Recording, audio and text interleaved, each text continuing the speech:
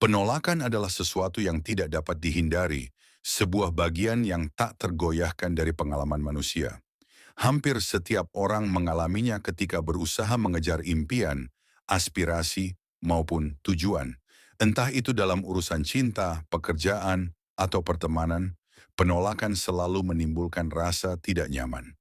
Namun alih-alih menjadikannya tembok penghalang, penolakan sebenarnya bisa dimanfaatkan sebagai bahan bakar untuk pertumbuhan pribadi dan profesional. Bayangkan penolakan bukan sebagai akhir, melainkan sebagai jalan memutar yang justru menuntunmu pada peluang baru.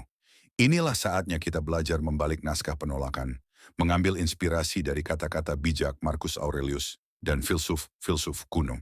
Jadi jika saat ini kamu sedang merasa diremehkan atau diabaikan, ketahuilah, inilah waktu yang tepat untuk berubah. Dalam video ini, kita akan mengulas 10 pelajaran praktis tentang bagaimana mengubah penolakan menjadi kekuatan. Tidak ada teori kosong, hanya strategi nyata yang bisa kamu terapkan dalam kehidupan sehari-hari. Anggaplah setiap tidak sebagai mungkin nanti atau bahkan ya yang menunggu di waktu yang tepat. Ingatlah, penolakan hanyalah gundukan kecil di jalan, bukan akhir dari perjalanan. Jangan biarkan penolakan meruntuhkan semangatmu. Sebaliknya, gunakan itu untuk membentuk dirimu menjadi pribadi yang lebih kuat dan lebih sukses dalam jangka panjang. Sebelum kita mulai, pastikan kamu tidak melewatkan wawasan berharga di depan. Tekan tombol like bila kamu siap mengubah penolakan menjadi kemenangan.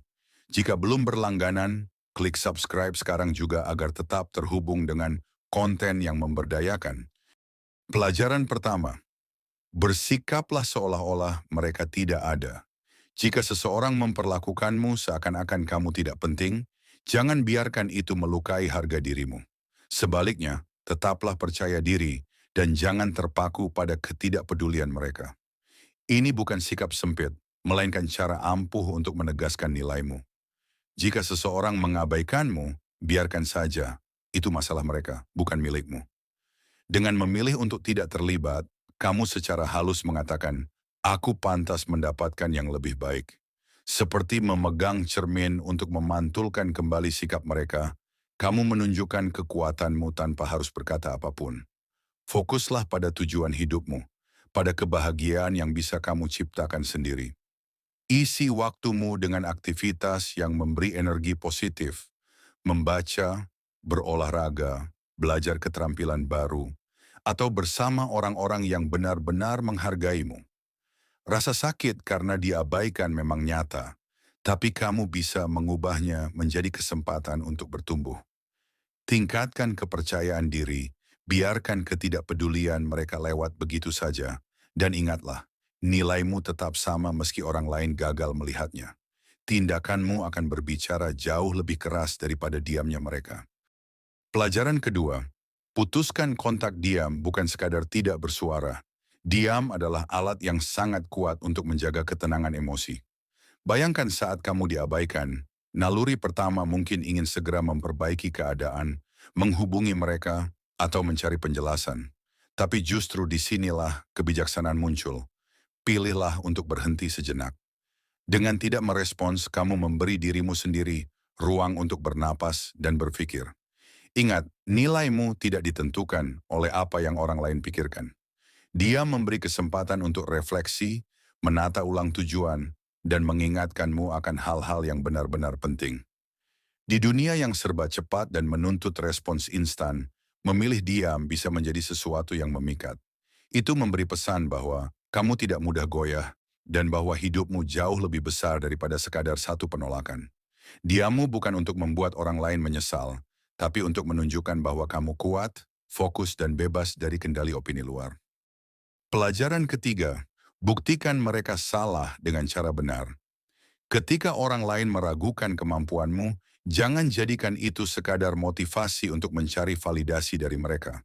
Sebaliknya, gunakan keraguan itu untuk menemukan potensimu sendiri. Belajarlah lebih giat, latih keterampilanmu, dan dedikasikan dirimu untuk berkembang. Saat pencapaianmu berbicara, kamu tidak hanya membungkam keraguan mereka, tapi juga menemukan keyakinan baru dalam dirimu sendiri. Intinya bukan tentang membuat orang lain kagum, melainkan tentang memukau dirimu sendiri dengan versi terbaikmu. Pada akhirnya, pendapat terpenting bukanlah dari mereka, melainkan dari dirimu sendiri.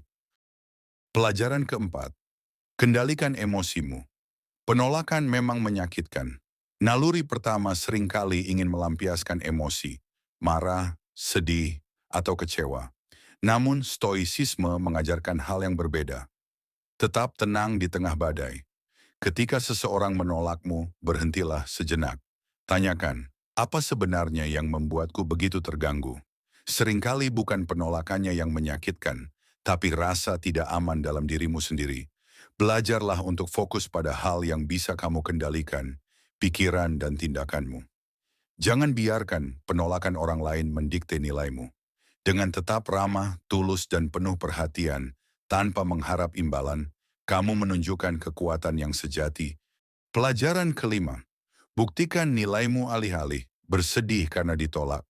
Gunakan itu sebagai kesempatan untuk memperlihatkan kekuatanmu. Jika satu pintu tertutup, bukan berarti semuanya berakhir. Itu hanya tanda bahwa pintu lain sedang menunggumu. Gunakan energi yang tadinya untuk meratapi penolakan menjadi bahan bakar untuk proyek baru, ide segar, atau sesuatu yang memperlihatkan keahlianmu. Penolakan bukan berarti kamu tidak berharga, tapi hanya tanda bahwa jalannya berbeda. Setiap kegagalan bisa menjadi perubahan arah yang membentukmu menjadi lebih tangguh dan otentik. Pelajaran keenam, belajar melepaskan kunci menghadapi penolakan ada pada detachment. Akui rasa sakit, tapi jangan biarkan itu mendominasi pikiranmu. Anggap dirimu seperti tukang kebun. Penolakan adalah bagian dari cuaca yang tidak selalu bisa ditebak. Alih-alih menyerah, kamu belajar menyesuaikan diri, merawat, dan menumbuhkan kembali. Dengan melepaskan keterikatan, kamu menemukan kebebasan. Penolakan tidak mendefinisikan nilaimu, justru menjadi bagian dari proses tumbuh menjadi lebih kuat. Pelajaran ketujuh, melangkah keluar dan nikmati hidup. Seringkali penolakan membuat kita ingin menyendiri, tapi inilah saatnya untuk keluar dari zona nyaman. Cari kegiatan yang membahagiakan, hobi baru, gairah lama, atau sekadar berkumpul bersama teman. Tawa, percakapan, dan pengalaman baru memberi pengingat lembut bahwa penolakan bukan akhir dari segalanya. Hidup tetap penuh warna, dan setiap interaksi baru memperkaya siapa dirimu. Pelajaran kedelapan, bangun jaringan sosial. Ketika merasa diabaikan, jangan terjebak dalam keinginan mencari persetujuan orang lain. Gunakan kesempatan itu untuk meningkatkan dirimu dan memperluas jaringan. Ikut komunitas, jadi relawan, atau terhubung dengan orang-orang baru yang sefrekuensi. Hubungan yang tulus akan memberimu kekuatan lebih besar daripada sekadar pengakuan kosong. Dengan cara ini, kamu bukan hanya tumbuh, tapi juga memberi dampak positif pada dunia. Pelajaran kesembilan, jangan mengemis perhatian nilaimu tidak ditentukan oleh seberapa banyak perhatian yang kamu dapatkan. Jangan biarkan dirimu jatuh pada kebutuhan akan validasi eksternal. Fokuslah pada apa yang membuatmu bahagia, jalani hobi, dan isi waktumu dengan orang-orang yang menghargaimu. Kebahagiaan sejati lahir dari dalam, bukan dari penilaian orang lain. Pelajaran ke-10, jaga perjuanganmu tetap pribadi. Ketika menghadapi penolakan, tidak perlu menceritakan segalanya pada dunia. Simpan sebagian untuk dirimu sendiri. Ini bukan tentang pura-pura kuat, tapi tentang menjaga martabat dan menunjukkan keteguhan hati.